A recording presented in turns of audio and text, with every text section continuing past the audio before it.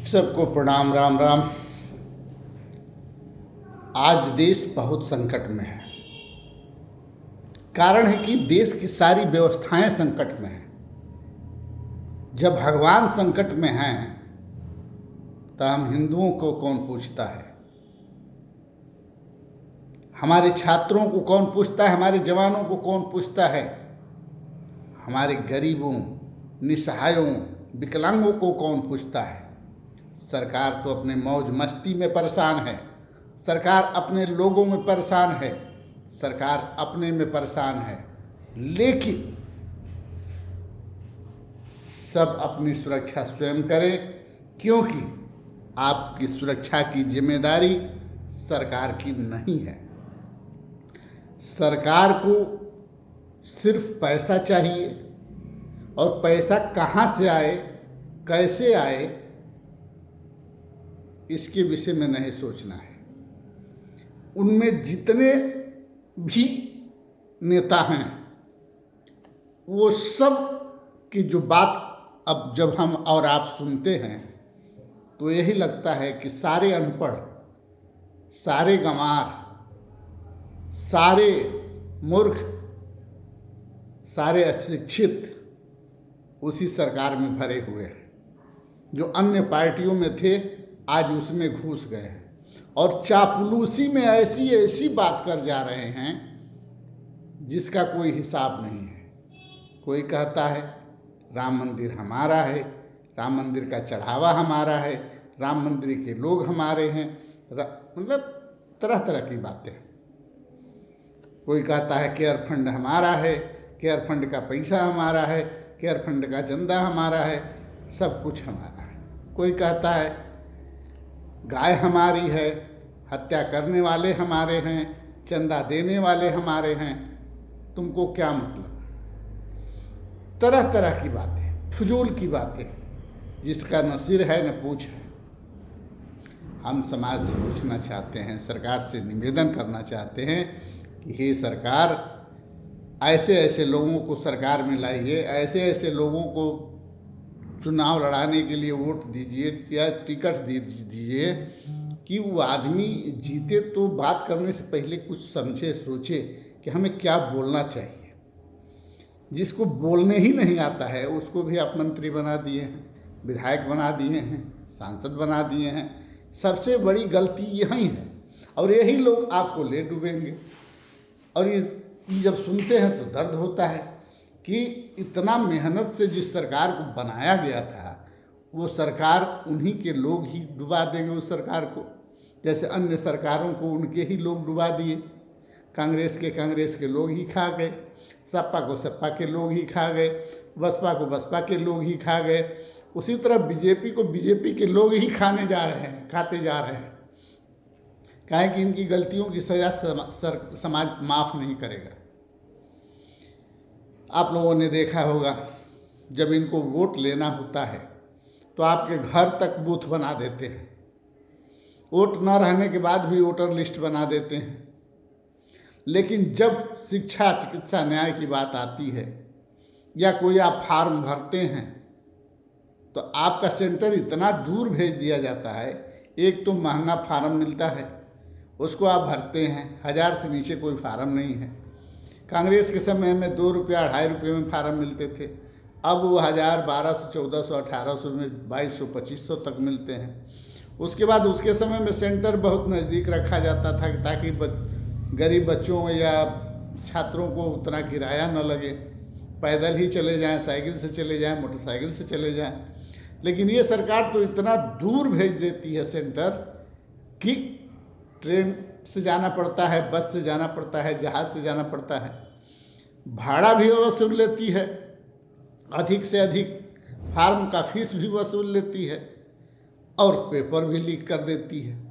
मतलब तीनों तरफ से फायदे सरकार का हो जाता है। और जो युवा तैयारी करता है वो युवा निराश होकर आत्महत्या कर लेता है। इसी के चलते जो हमारे एक साथी दिल्ली में धरना पर बैठे हुए हैं, आज करीब 17-18 दिन से भोजन तक नहीं किए हैं, लेकिन अभी तक सरकार का कोई भी करिंदा उनसे सवाल पूछने नहीं गया या उनका अनशन तोड़वाने नहीं गया। वांचुक जी मरने के कगार पर हैं, वजन घटता जा रहा है, लेकिन किसी तरह की कोई सुनवाई नहीं है। एक राहुल गांधी जी से निवेदन है। राहुल गांधी जी चाहे पूरे भारत का भ्रमण करें, चाहे छात्रों के बीच में जाएं, चाहे जनता के बीच में जाएं,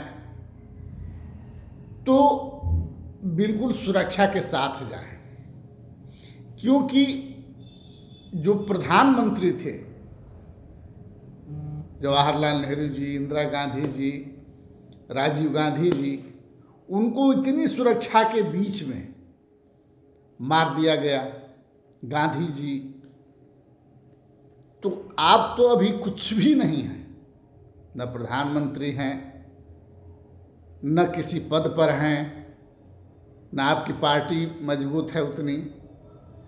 आप एक अदना इंसान हैं हमारी तरह, समाज की तरह, और आप ऐसे कूद जा रहे हैं कहीं भी कि आपको बिल्कुल डर नहीं लग रहा है।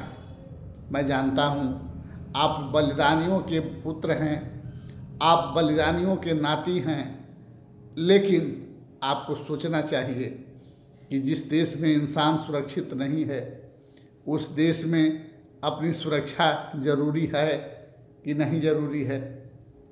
आपके इस कार्यकृत्य को देखकर सोचना पड़ता है कि इतने दुश्मन देश में घूम रहे हैं, इतने लोग आपके खिलाफ में हैं, इतने लोग आपके वंशज, आपके पूर्वजों से, आपसे या आपके पीढ़ियों से जलते हैं।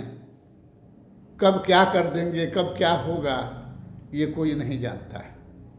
इसलिए हम हाथ जोड़कर राहुल गांधी जी से प्रार्थना करना चाहता हूँ कि आप पहले अपनी सुरक्षा करें, फिर समाज की सुरक्षा करें, देश की सुरक्षा करें, क्योंकि आप सुरक्षित रहेंगे तभी देश सुरक्षित रहेगा, तभी समाज सुरक्षित रहेगा। क्योंकि इस देश में आपके सिवा समाज और देश के हित की बात सोचने वाला अभी फ़िलहाल में तो कोई नहीं है। कहने को तो बड़ी बड़ी बातें सब करते हैं, बड़ी बड़ी बातें सब हाँकते हैं, लेकिन आप जैसा अभी तक आपके खानदान में ही हमने देखा था कि आपको देख रहा हूँ। इसलिए हम हाथ जोड़कर प्रार्थना करते हैं कि आप कहीं भी जाएं तो कोई चूक ना हो, कोई व्यवस्था गड़बड़ ना हो, आपके अपने ही लोग घात न कर दें, इसलिए हमेशा सावधान रहें। ऐसे तो आप जानते ही हैं, हम जानते हैं, सब जानते हैं कि घात लगाए दुनिया बैठी है। सुरक्षा करना हमारा फर्ज है, बाकी प्रभु के हाथ में है, बाकी प्रभु के हाथ में है। इसी सब बातों के साथ हम सभी समाज के लोगों को हाथ जोड़कर प्रार्थना बंदन अभिनंदन करता हूँ। सभी देशवासियों से निवेदन करता हूँ कि आपकी सुरक्षा के विषय में जो सोचे, उसके लिए भगवान से, देवी देवता से आप उसकी सुरक्षा की मांग जरूर करें। जब भी पूजा पाठ करें, जब भी आप हिंदू, मुस्लिम, सिख, ईसाई अपने अपने इष्टों से, अपने अपने देवताओं से जो आपके विषय में सोचे, उसके जीवन की लंबी उम्र की कामना जरूर करें। इसी बातों के साथ अपने बातों को विराम देता हूँ। जय हिंद, जय भारत, जय सर्व समाज, जय गरीब, जय किसान।